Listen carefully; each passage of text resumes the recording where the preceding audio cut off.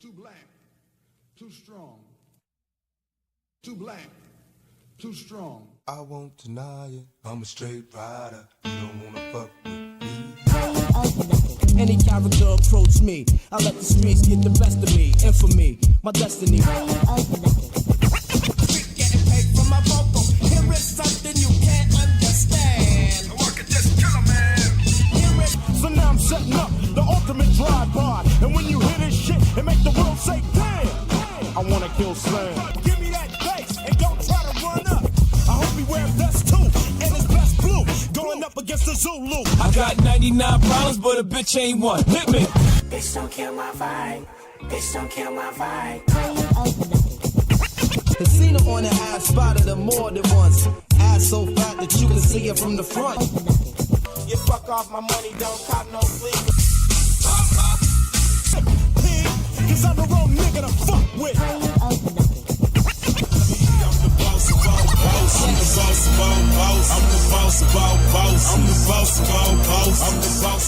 What's good, everybody? This is your boy Daniel Tye, D-Tye90, also known as the student of hip hop, here today with the Falsetto Audio Show. Now we got a flurry of topics here for everybody today. Some gonna be brief, and some we're gonna dig into a little bit, but let's just go off the rip. So first, just a little bit of positivity. If you didn't know, I didn't know myself, but Saudi Arabia had a ban on movies. And from what I read, I believe it's movies that are made outside of Saudi Arabia, or it's movies made in the US. But I think it's just movies outside of Saudi Arabia are banned. And you can't play them in like public theaters in Saudi Arabia. But Saudi Arabia's been under pressure from their people because they're so dependent on all their money. I mean, Saudi Arabia's got gazillions. When I say gazillions, like gazillions of dollars. But all that money comes from oil and don't really have any other sources of income really coming in. Not really any other exports other than oil because they haven't needed anything else. But so they're looking for other ways to make money, and one of the ways is movies and entertainment and different things. So they put a ban out. They lifted the ban on movies, and the first movie that they are going to play in the theaters in Saudi Arabia is the Black Panther. Now, I won't lie, I wasn't super surprised when Black Panther was breaking records. When I saw it, I was like, this shit's about to hit $1 billion. If you know me, I said it. But then it's hitting even bigger heights, and now I'm really rubbing my head like, God damn, I didn't know it was about to do all this. It literally has made history in more ways than one. And it's just phenomenal to see. And there's so many, I think and I just want to touch on it a little bit. What really resonated with me in the movie was all the hip hop in the movie. The movie started out, the first song of the movie was Too Short in the Trunk playing. Like, yes, that was the fuck I wanted. Or, excuse me if you haven't seen the movie, but that's not gonna ruin it for you. Or when Killmonger does the flashback and he's in his pop's apartment, and they got the Public Enemy poster. And then at the end of the movie, they got Mozzie playing the last song. And that's not even just counting the soundtrack that they did. And the soundtrack, I love it because they gave these really young hip hop artists a check for life. Let's be clear. If you don't know, I'm telling you now. If you're an artist listening or a producer listening, you want to do whatever you can to get your music in movies, because that is a check that you get every single time that movie is played somewhere. So a movie like the Black Panther that's making billions of dollars, every time that movie's played, every time that movie is played, little check for Too Short, little check for Mozzie, little check for Kendrick, little check for fucking Absol, J Rock, Future, SZA, everybody that had something and some involvement, Soundwave, Punch from TD, everybody gets a little check. And some bigger, some are smaller, all depending. But I just found it just so impactful, and it's going to be influential. It's changing it's changing the way, it's going to change the way movies are looked at.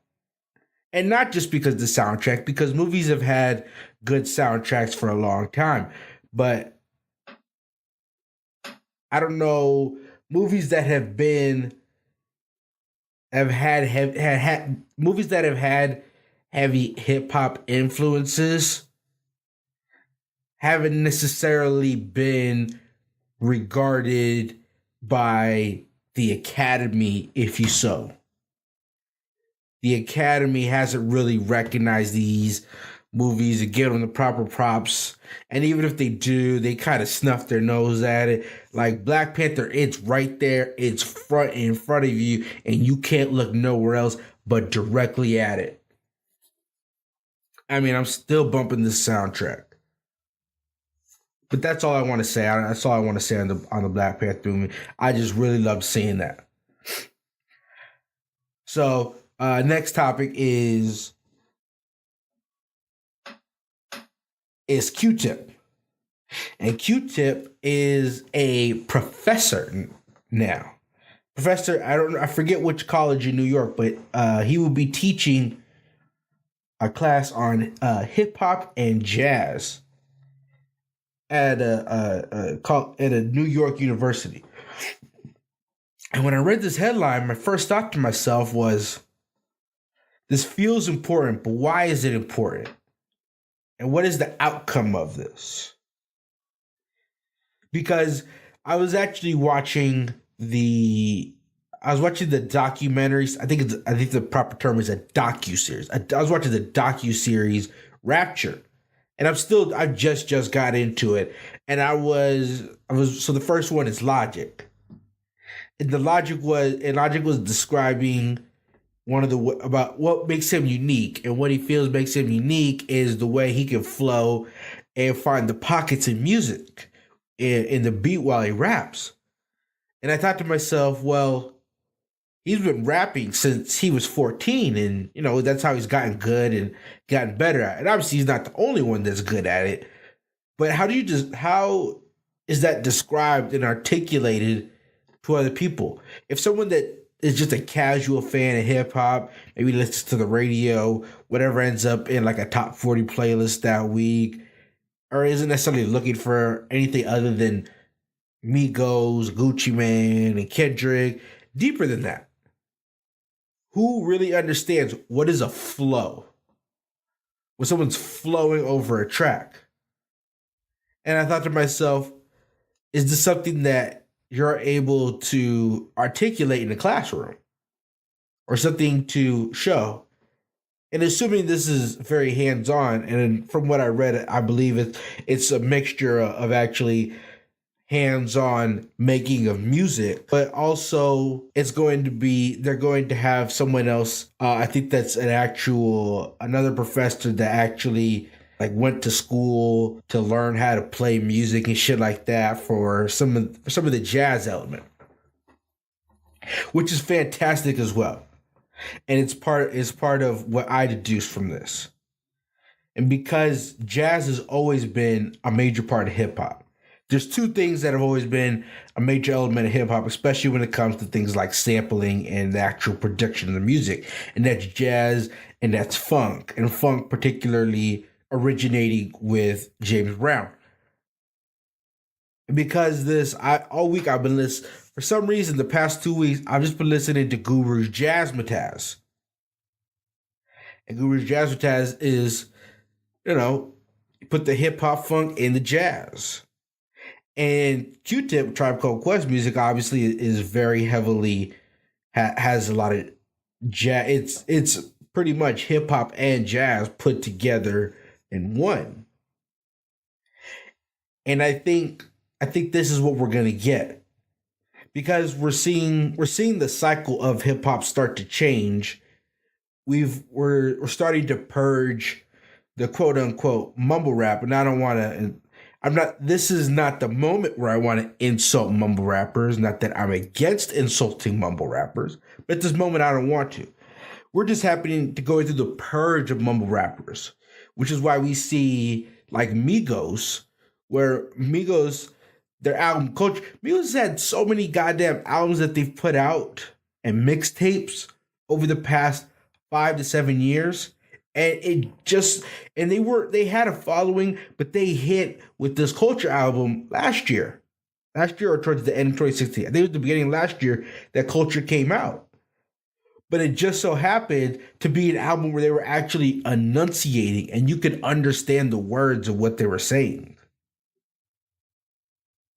I think that's why people started to gravitate more towards Migos. I think that's why Kendrick's album, Damn, was also really great because it's evolving. Our music is changing and it's going through the cycle and it's evolving. And I think we're going with this class. Obviously, we'll probably only see maybe a couple people come at it that actually take Q-Tip's class and end up being major players in hip hop relatively soon. But I think it's systemic. I think this is a symptom. I think we're going to see more jazz, hip hop, more of that type of music come from newer artists and begin to re-enter the mainstream again. And I'll reiterate, things go in cycles. And when I listen to a lot of interviews from older rappers, and I'll be more specific, when I say older rappers, I'll say around 35 and up, maybe like 35 and up. Maybe 50 Cent and older. The one thing you always hear them say in the interviews is there's no OGs now. There's no OGs now. Well, that's kind of right. That's kind of right. I think there is still OGs in hip hop, but their method for reaching out to us is different. Because someone like me wasn't necessarily outside all the time. I was outside a little bit, but more so I was inside on the computer, on the Xbox, Where was I supposed to interact with OGs at? Whether you're affiliated or not, you just happen to have these people in your life because they're in your community and end up educating the youth on different types of values and such. So if the OGs we say is from the mid to late 90s, like Snoop Dogg and Ice Cube and Diddy, Jay-Z, these are OGs. How do they relay messages to us?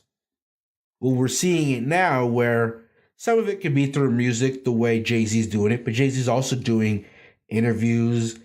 He's also going on David Letterman. Diddy is really taken to Instagram a lot.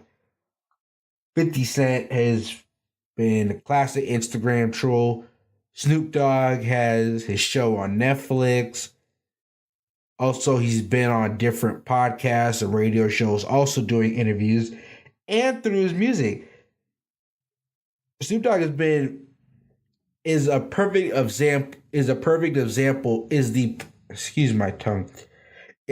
example of how hip hop changes and evolves. It went from Doggy Style, Nothing But a G Thing, Bitches Ain't Shit But Hoes and Tricks, to Drop It Like It's Hot. Then it went to Boss's Life. Then it went to Snoop Lion. Then it went to back. He started to play around with the same beats that he had on type of Doggy Style and Dogfather type beats on his album Kool-Aid. And I forgot what the one he put out last year was, but for sure Kool-Aid. And now he did the gospel album. I haven't listened to that. I'm not much of a gospel fan, so I'll leave that on the list. But I've seen Coach Snoop. Either way, though, the message is ultimately getting to us, and these ultimately are quote unquote OGs within hip hop and our educators. And one of the route for educating is actually going to the schools, because now college is such a default where it's not even like school ends at high school. School ends with a college degree. You know, when I graduated high school and I walked and everything, there was really not much relief other than that summer. After that summer, I went back it was right back to school. It was just college. It was just a different school. It was literally like going from junior high to high school. That's what it felt like going to college. So now we have hip hop entering these institutions.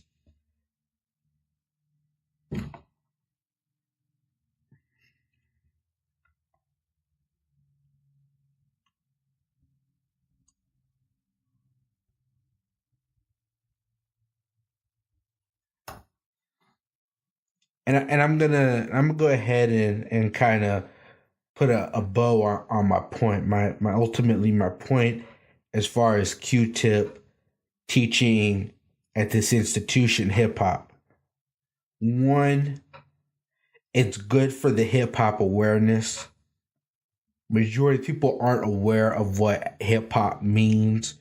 They aren't aware that hip hop necessarily is a culture.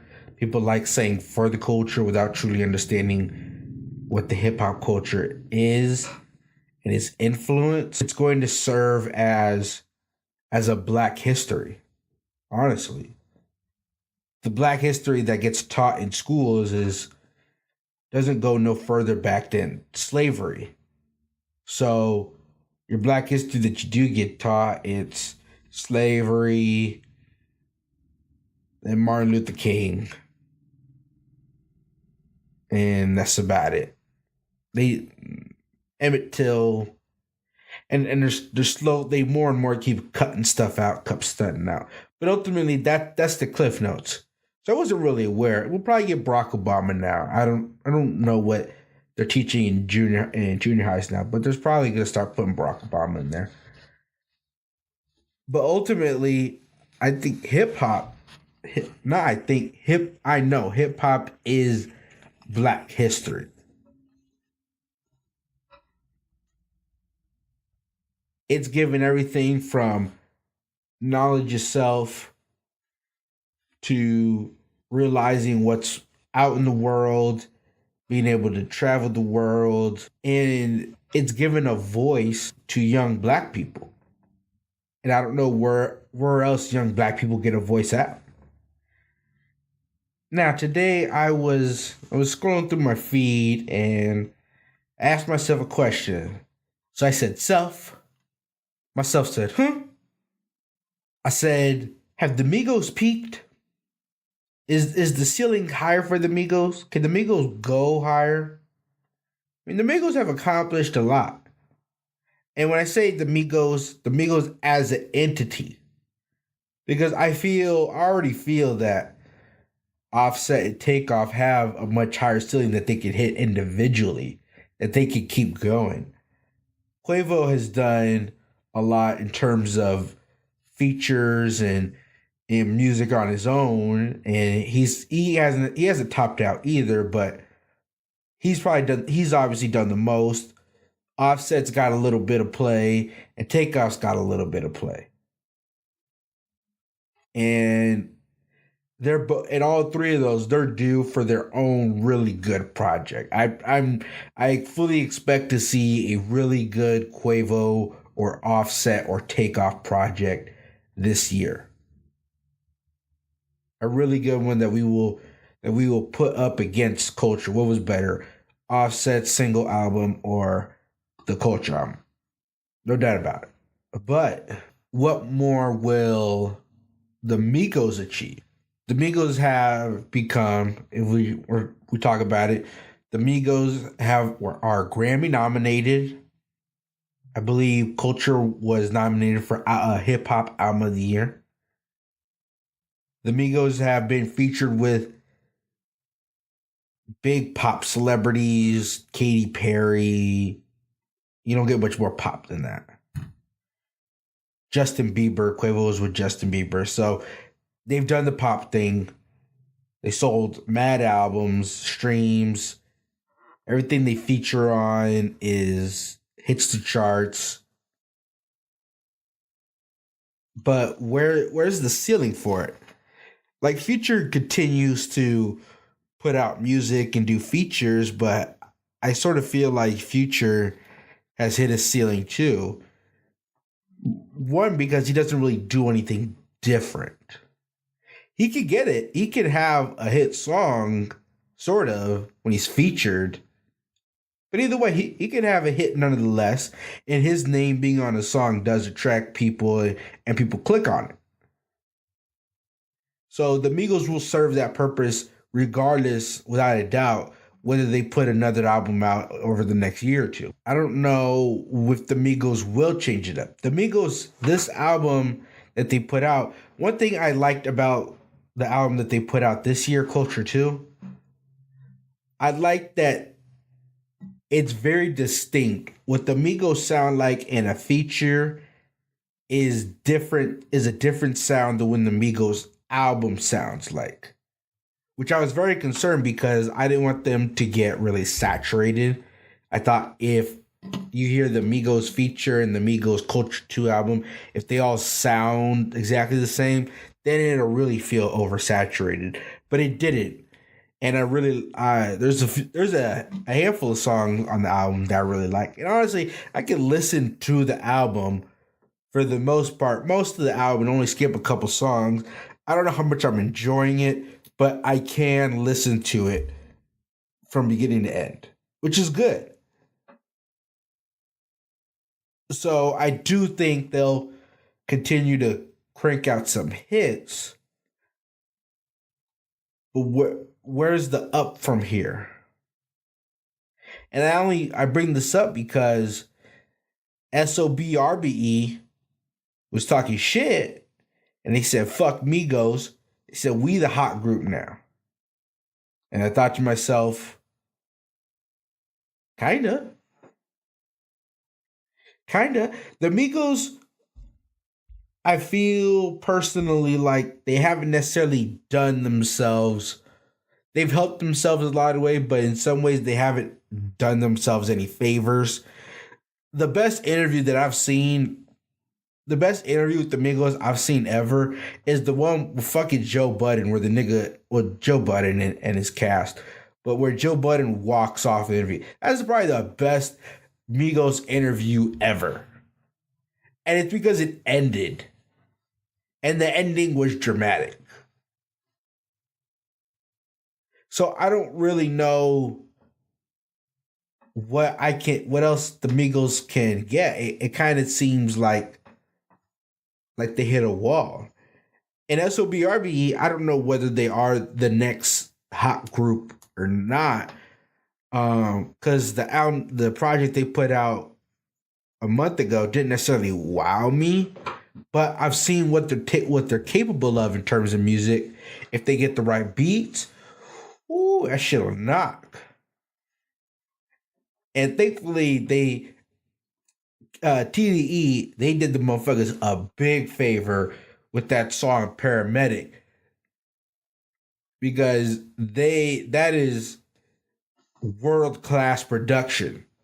If you listen to Paramedic and you listen to the song and you listen to any song that they have, all the rest of the music just sounds so just flat. And some of it has bass and it knocks in the car, but that's about it. It's just a shitload of 808. But I won't lie, the shit gets me hyped, and I'm kind of going to, I start jamming to that shit the same way I was jamming the culture last year. Coincidence? Nah. But I don't want to be disrespectful. I don't want to be disrespectful to the Migos, but I think the Migos may have peaked. I think they're going to focus on their solo careers now, and I think they're going to have major success outside of hip hop. I don't know if there's going to be some books or shit like that, or acting. I mean, I loved seeing the Migos in Atlanta. That shit was phenomenal. Donald Glover's a genius. But none. Fuck y'all. Anyways, while we're on the topic of outside of music, I was thinking, what's better? 21 Savage's music or 21 Savage's work outside of music? I see 21 Savage has his hit song Bank Account, which I don't think I've ever heard from start to finish. Not his album, but the one song Bank Account I've not heard from beginning to finish. The hook alone is not good. I'm sorry. It's just not good. It feels like a nigga that's 21 wrote it. And I get if you're 21, you're not the most experienced songwriter, but I don't want the music to feel like a 21-year-old wrote it. I just kind of want it to feel kind of hype. But either way, nonetheless, he's achieved a lot of success since he started dating Amber Rose. But we're not gonna go into that. He started achieving a lot of success last year. And even though he has achieved a lot of that success, he hasn't gone Hollywood. And I just use Hollywood just kind of as a term, but he's really continued to be impactful within his community and be more so about him as a person rather than his music. His music he does, but he's shown us that there's more to him. And obviously there's more to every person that makes music. This is different though. This is intentional but unintentional. So, and I noticed it, and I found it, and this stumbled upon my mind because I see the news story where he paid for the funeral of a 3-year-old that was shot in a drive-by. I believe the 3-year-old's name was Taraji Diggs in Atlanta. And he said that he knew the family and wanted to just show his support. And I myself want to send positive vibes and positive energy their way, because I can't even fathom going through something like that. Literally, that's a baby. That is a baby dog just in the car. And what was also really sad about it is that this shit that shit was intentional.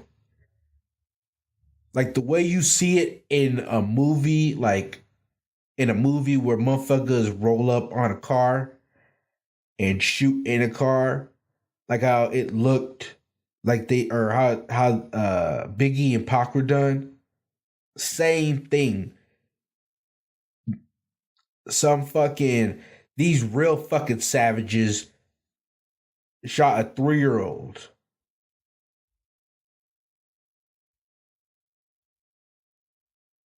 Some shit I just don't understand. But back to 21 Savage. In addition to this, I read a story a couple weeks ago where 21 Savage is doing some charity where he's donating $21,000. Funny, $21,000 to an organization, and forgive me, I forget the name of the organization, where it teaches kids financial education. So $21,000 gets donated to that organization to help teach about financial education. And financial education is knowing how to manage your money, knowing how to go to a bank, know what you're signing, checking account, savings account, how you want to accrue interest, how to manage debt, how to create a budget. That's all financial education.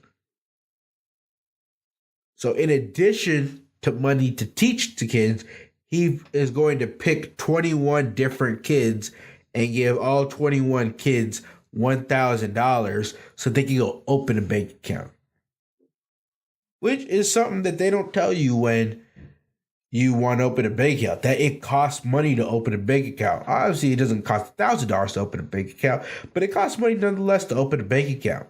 And it's a shocker when you go in there for the first time and you weren't properly educated before you go in.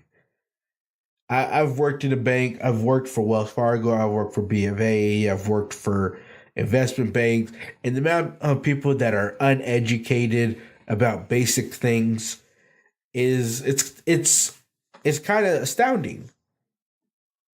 And it's no knock on anybody that doesn't know, because I was at that certain point too. But my mom also worked in a bank her whole life, so I was taught young how to manage money, manage debt, what all of these different tools do and how you can use them.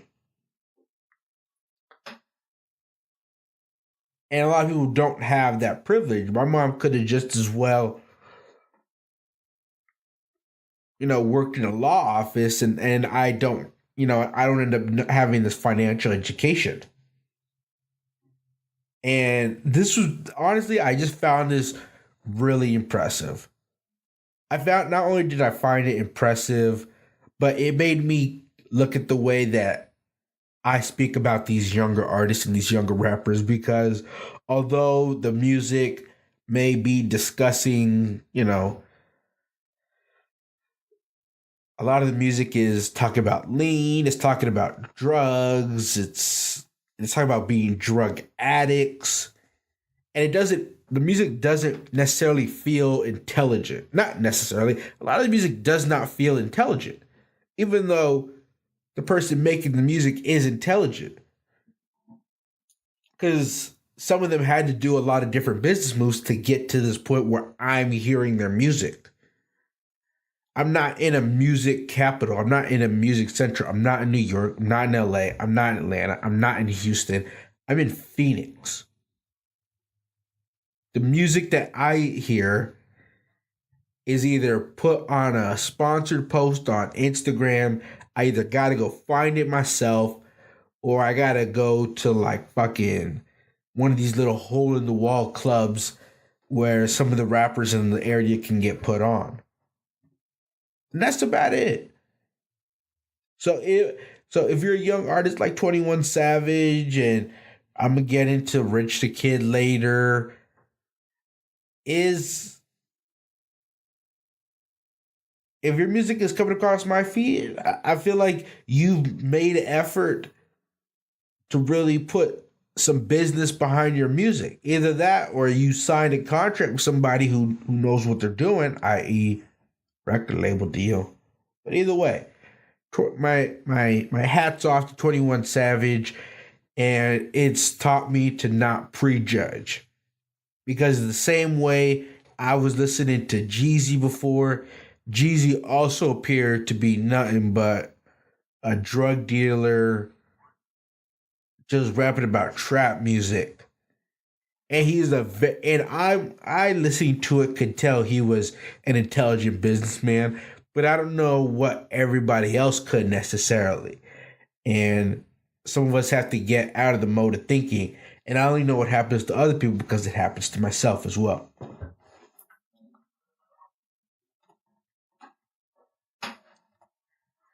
Our next segment is time for Hater or Your Opinion.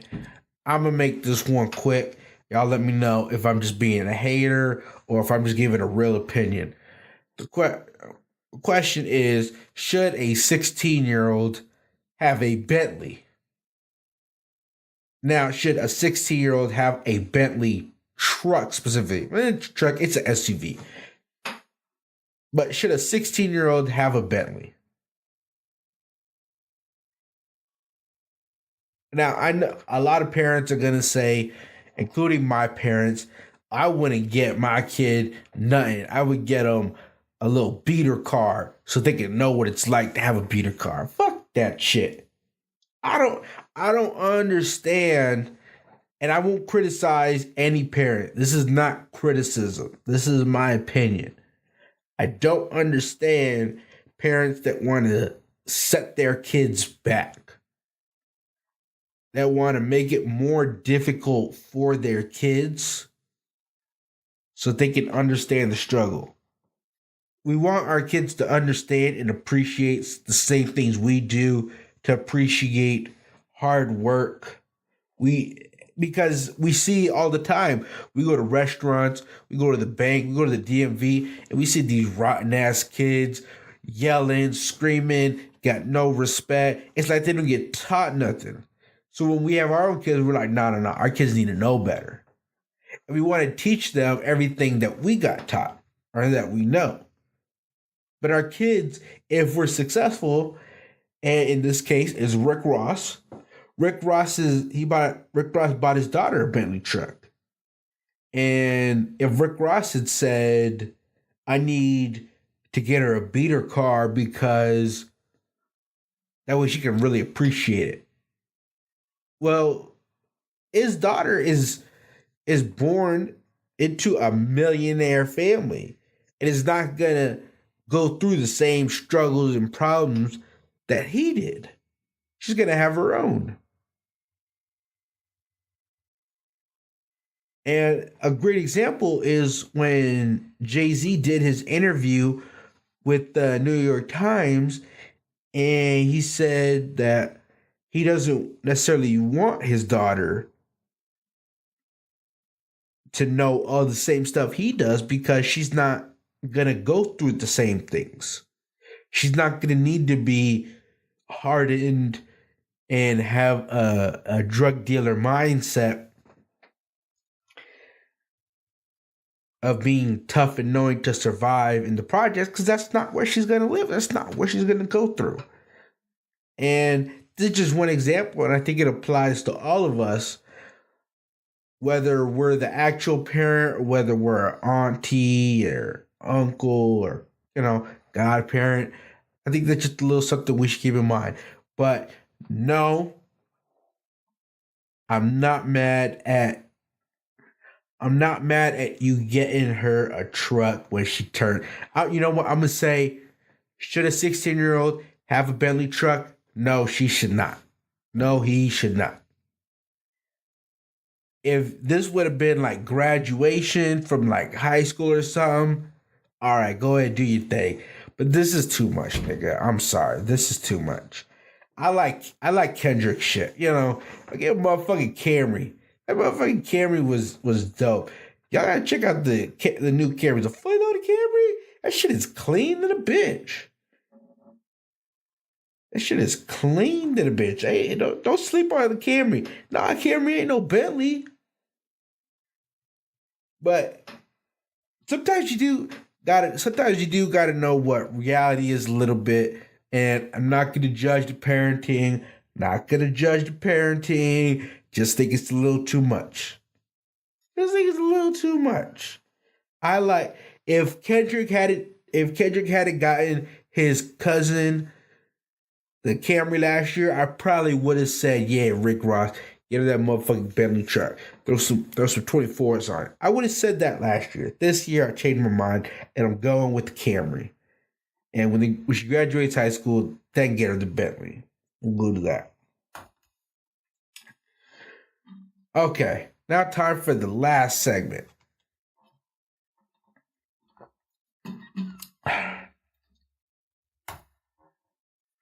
Knocking boots. Now, This story is kind of old, but kind of new and really confusing. And I want some clarity here. I had to ask myself a lot of questions, and myself was overwhelmed. So I'll give you the Cliff Notes. Rapper Rich the Kid got put on blast on Instagram by India Love.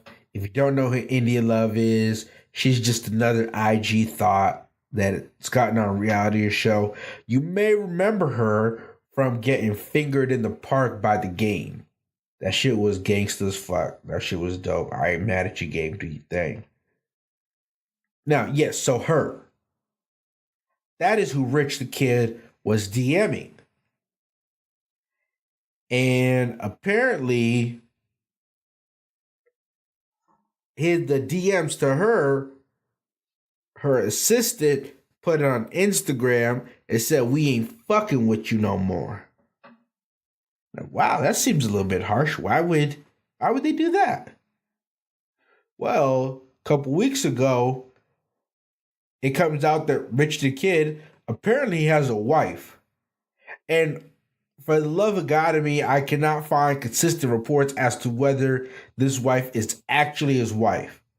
The reports I'm reading are saying alleged wife. What the fuck? I've never heard of anybody allegedly having a wife. But TMZ says they're getting divorced. He said it's just his baby mama. Very conflicting. I'm very confused. So even if we go with the sentiment that it's his baby mama, the baby mama, apparently they have 2 kids together, that nobody knew that this nigga had 2 kids. This was not like known information, apparently. But either way, they got 2 kids together, allegedly. I also heard a report of 3. So they allegedly have 2 to 3 kids. The baby mama is not India Love. Don't get it twisted. The baby mama is a member of the Atlanta twerk team. Very impressive. Very impressive resume. And I just had questions. One is I want to know if he's married. Why is he married so young? I want to know why he has 2 kids before his hit song. Although Fetty Wap has 7 kids, his hit song was a couple years ago. I don't know how many were before the hit song though, so maybe I'm wrong for that. I guess kind of my thing is if your goal is to be, regardless of who we are, we have intentions in life.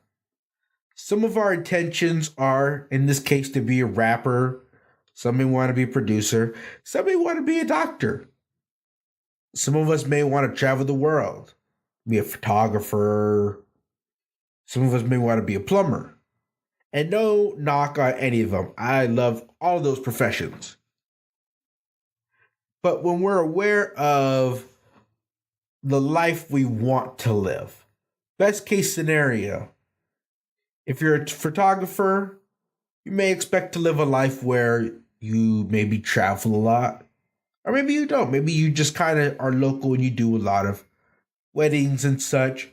But either way, you're aware that your weekends are probably full.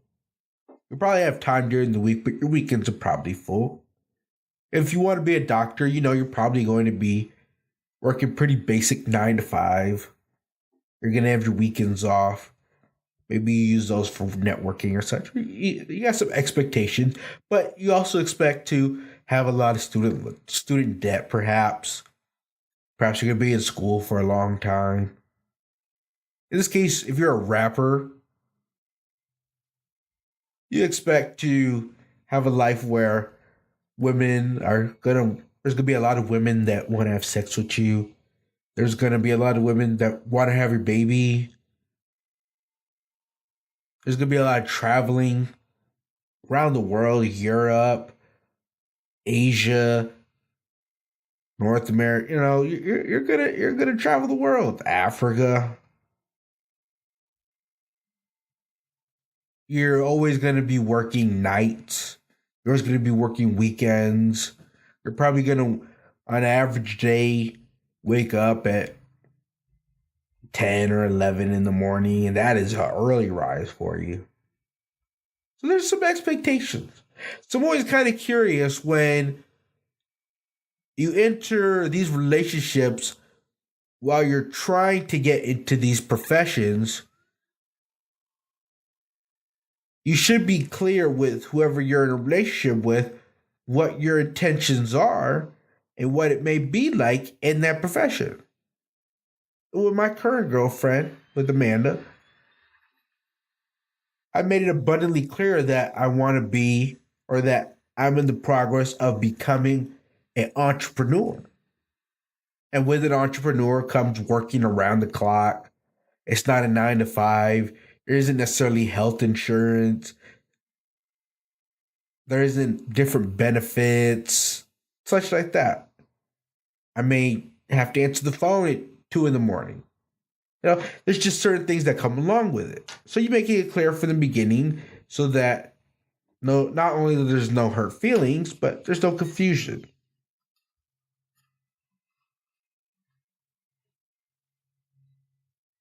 So it almost seems like in this scenario, Rich the Kid, it almost seems like he was fucking beyond his memes. I say it specifically. Some people are living beyond their memes in terms of money. It just seems like he was fucking beyond his memes. Like, yeah, you can do this, but maybe don't do this now. Maybe get that feature with Kendrick and then start fucking bitches like this. But maybe don't put babies in them. You're intending to have millions of dollars. You're just asking for problems and rich settlements and court issues. And oh my God, this shit is driving me motherfucking crazy. My takeaway from this, though, is I think that phone calls are about to make a comeback. So many motherfuckers are getting their DMs aired out ever since. Well, it's happening forever, but Mia Khalifa made that shit super popular when she started airing niggas out. Lisa and all these porn stars been airing y'all motherfuckers out. And I ain't mad at you for wanting to fuck a porn star. If I had the opportunity, I may tap into it. But I don't. Or never did. If I ever had the opportunity, I may have tapped into it. But nonetheless, I think that this younger group coming in, these 20 and 21-year-olds, have had access to a DM females since they've been in puberty. So when I entered puberty, I didn't have the even option to just get into a female's DMs. These 13-year-olds now not only can be in DMs, but can be on Tinder and all this such. And I think calling somebody is going to seem foreign to them, and it's going to seem cool. Like, I don't know. Let me get your phone number. And it's going to be kind of exotic. Like right now, if I was to swipe on Tinder and match with someone and talk to them and be like, hey, let me get your phone number, and I called them, it'd be kind of confusing. They would not be expecting that. So I think phone calls are going to make a comeback. That is my takeaway for Knocking Boots. All right, thank you everybody for tuning in to another episode of the Falsetto Hip Hop Show with your boy Daniel Tye, D-Tye 90, also known as a student of hip hop. And I'm out.